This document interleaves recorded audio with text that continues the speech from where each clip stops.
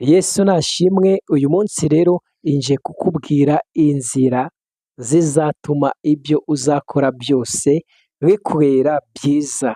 Turaza kwifashisha ijambo ry'Imana turebe icyo Imana yabivuzeho. Abantu benshi rero mumaze gucika intege muzi ko Imana itagishoboye, ariko ntabwo ariko bimeze. Imana iracyafite urufunguzo rwa mbere ku buzima bwawe.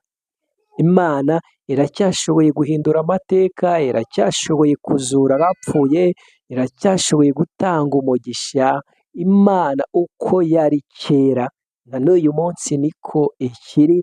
Imana iracyatanga urubyaro ku bantu bamaze imyaka myinshi cyane barabuze urubyaro. Imana irabishoboye.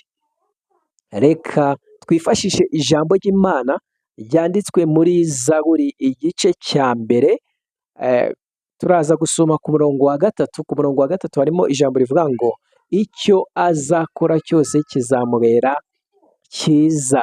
Kugira ngo rero byose bikubere byiza cyangwa ibyo ugomba gukora bikubere byiza, usabwa iki? Ibi rero tubisanga ku murongo wa mbere. Ku murongo wa mbere harimo ijambo rivuga ngo hahirwa umuntu udakurikiza imigambi y'ababi. Icyo ni cyo kintu cya mbere ukwiye gukora kugira ngo ibyo ukora Imana iguhe umugisha. Ni uko utagomba gukurikiza imigambi y'ababi. Noneho wamanuka hasi harimo ijambo rivuga ngo ntahagarare mu nzira y'abanyabyaha, ngo ntiyicarane n'agakobanyi.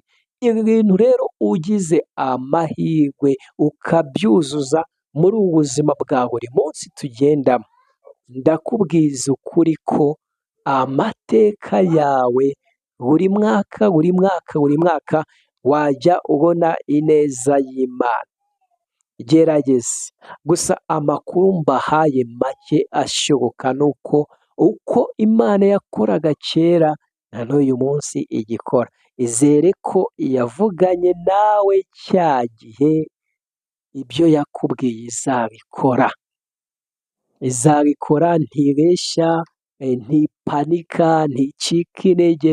Icyo yavuze iragikurikirana kugera gisohoye.